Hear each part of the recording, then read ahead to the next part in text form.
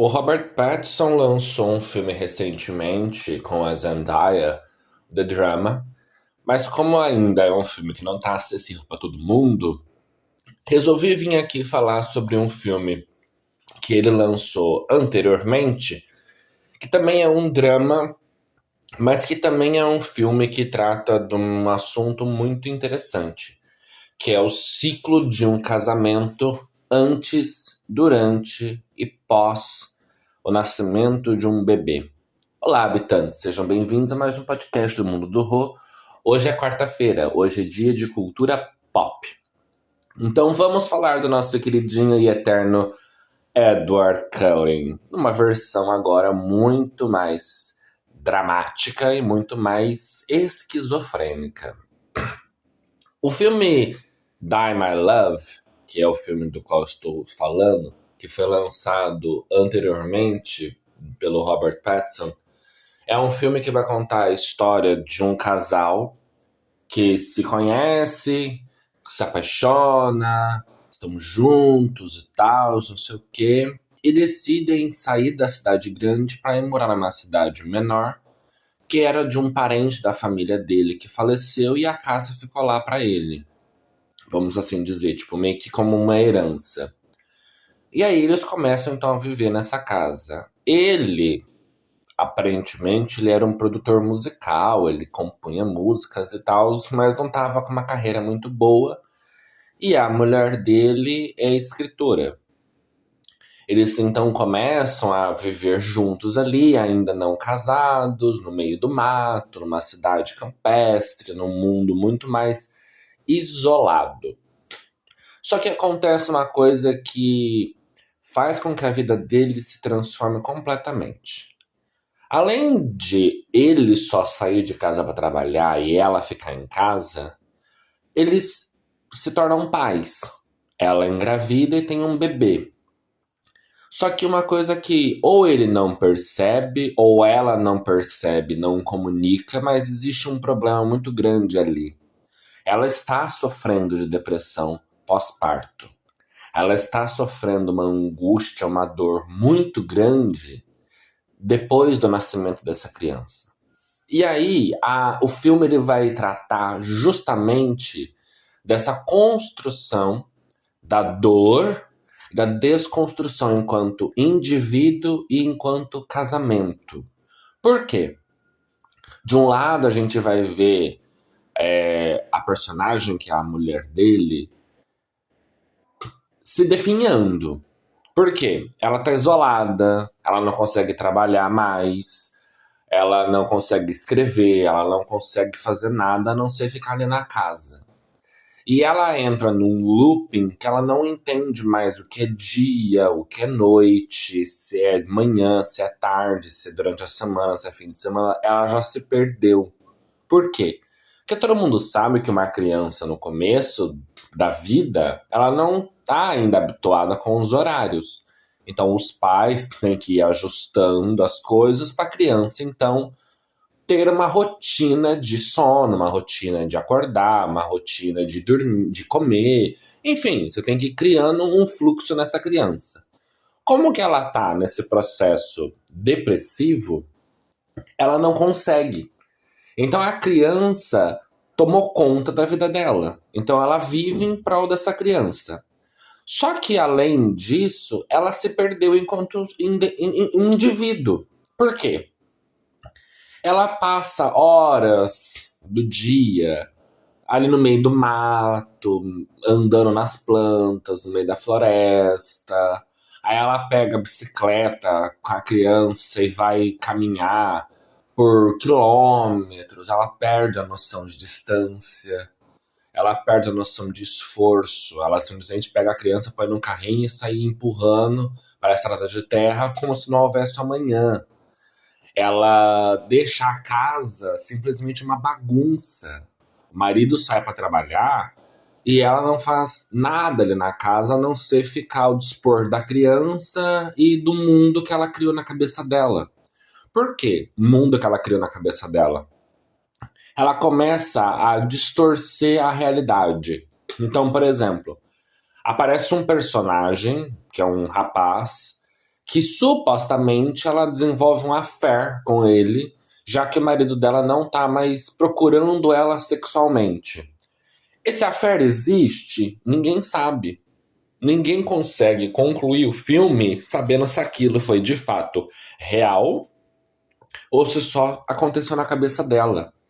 Ninguém sabe de fato se as dores que ela sente, as crises que acontecem, se é de fato reais ou se são frutos da mente dela. Porque quem narra o filme, vamos dizer assim, é ela. A gente assiste o filme pela perspectiva dela. Então a gente também vai se perdendo junto com ela. É um filme muito interessante, porque você começa a analisar as coisas através do ponto de vista dela e como que uma mulher que acabou de ter um filho, que está sozinha, numa nova realidade de cidade, de casa, de sem trabalho e tudo mais, o quanto isso afeta a saúde mental dela. E aí, do outro lado, o Robert, né, o personagem, ele simplesmente não entende o que ele pode fazer. Então ele começa a tentar agradar ela com algumas comidas, ele tenta agradar ela levando ela para visitar a mãe dele, ele tenta agradar ela tentando inclusive fazer uma festa de casamento, mas nada adianta, ela já se foi, ela já se perdeu, ela simplesmente está ali num modo zumbi. E aí você começa a notar alguns padrões de comportamento. Que hora que ela visualiza esse rapaz que é o affair? Só de noite. Então ela tá sonambulando, ou ela tá sonhando, ou aquilo de fato existe. Tem a cena do cachorro, que ela simplesmente, por conta de várias coisas que vão acontecendo, inclusive um acidente, ela pega uma arma e dá um tiro no cachorro. A gente não tem certeza se ela de fato matou o cachorro ou se ela matou outra coisa. Porque a criança, depois, no mais pro final do filme, ela também fica meio dúbia se ela ainda tá ali com ele ou se ela também se foi. A gente não tem essa noção. O filme ele termina com muitas pontas em aberto que a gente se pergunta se de fato tudo aquilo aconteceu ou não.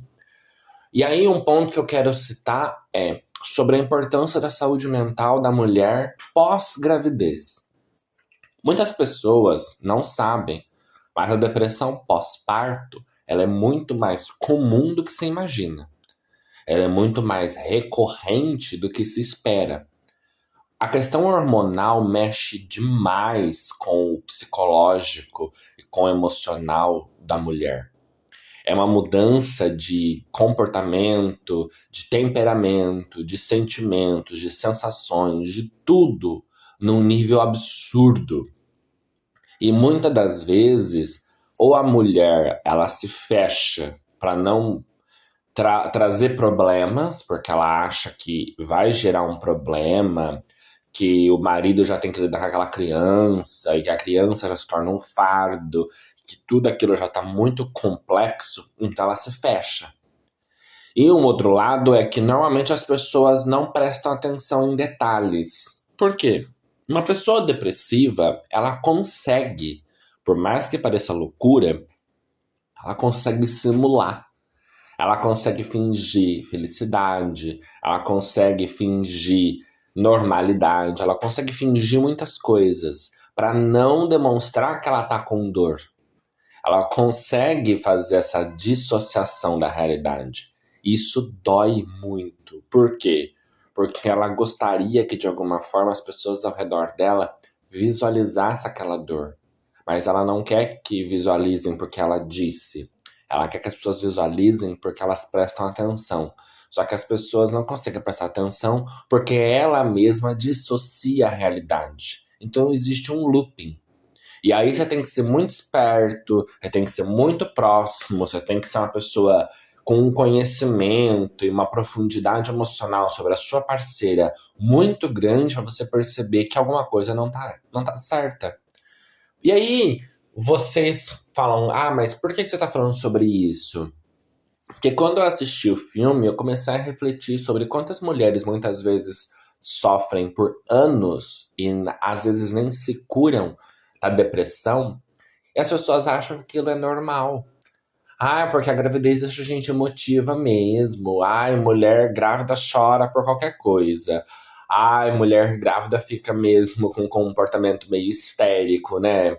Existe essa hipocrisia social de achar que aquilo é normal, de achar que aquela histeria ao extremo, aquele excesso de choro, aquele excesso de desespero, aqueles momentos de tristeza que a pessoa se isola dentro de um quarto, ela não quer nem ver o mundo. Ai, é normal, né? É aquela preocupação de mãe de primeira viagem, não sei o quê. Só que aí a gente para e fala, tá, e quando isso acontece no segundo, terceiro filho? Ai, mas ainda assim é uma gravidez, né? Você sabe, mãe se preocupa. Mas só a mãe deveria se preocupar? Só a mãe deveria ter esse apego emocional com a criança? Só a mãe deveria sofrer com isso? Não. Só que muitas das vezes a sociedade coloca todo o peso sobre a mulher e não sobre o homem. A mulher sofre calada, a mulher sofre sozinha e o homem simplesmente não nota o que está acontecendo. E eu tô falando do exemplo mesmo homem-mulher porque eu duvido que numa relação homoafetiva entre duas mulheres, onde uma engravida, que a outra não vai notar que alguma coisa está errada. Por quê? Porque mulher presta muito mais atenção na outra do que o homem. A mulher consegue sentir muito mais o que uma amiga tá às vezes sofrendo do que o próprio marido.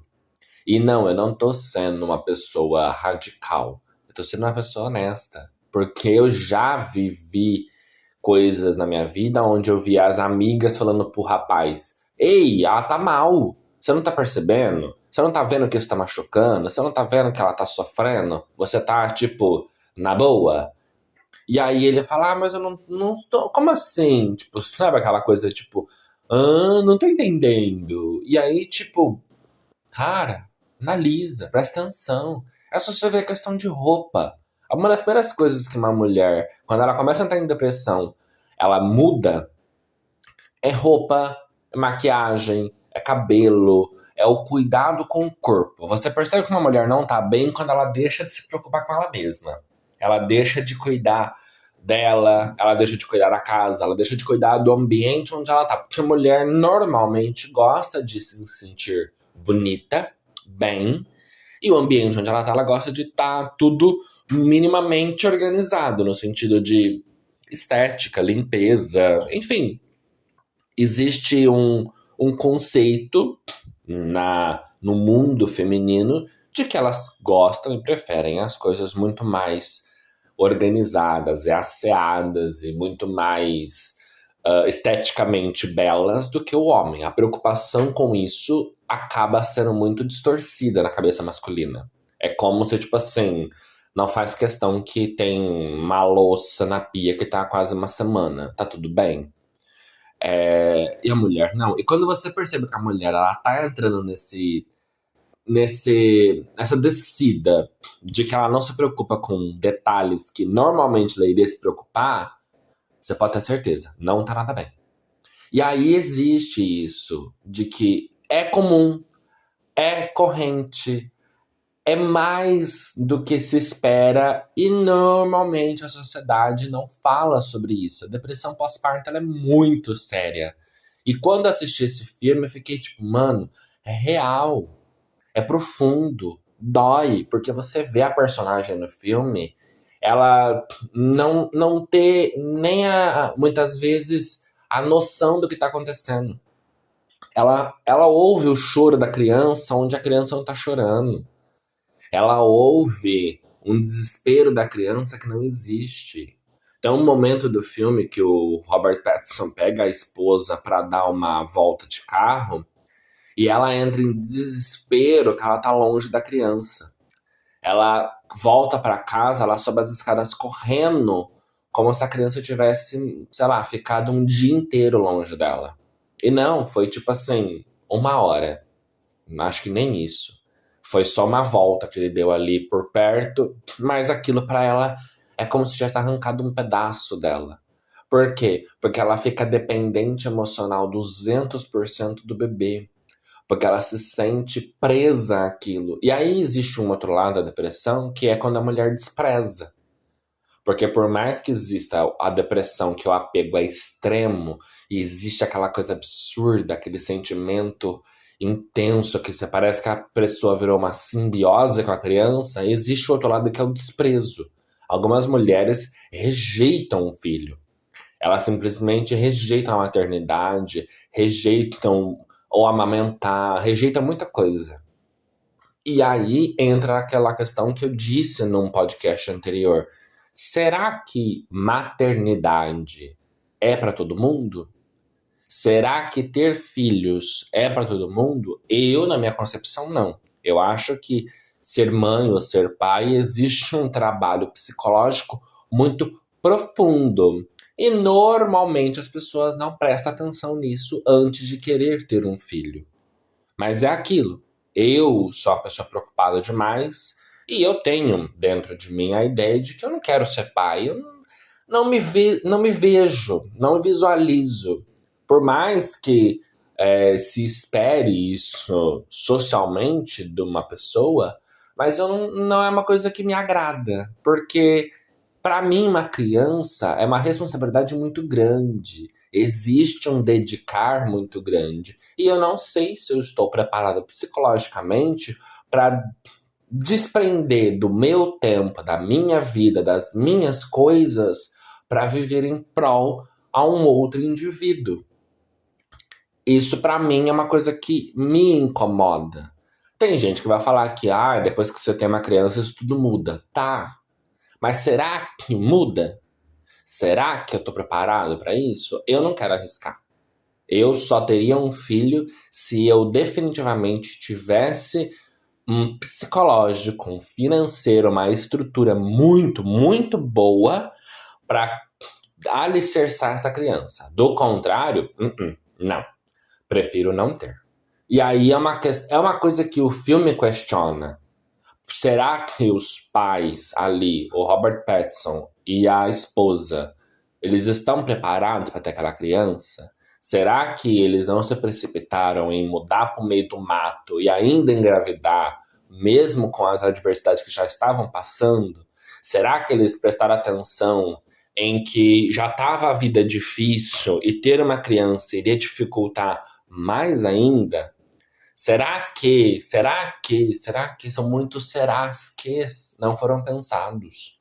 Eu sei que é uma ficção, eu sei que é um filme, mas na vida real eu conheço muita gente que faria a mesma coisa. Já tá na merda, o casamento já tá em crise e a pessoa vai lá, engravida, na expectativa de salvar o casamento. E desculpa, normalmente só gera mais problema.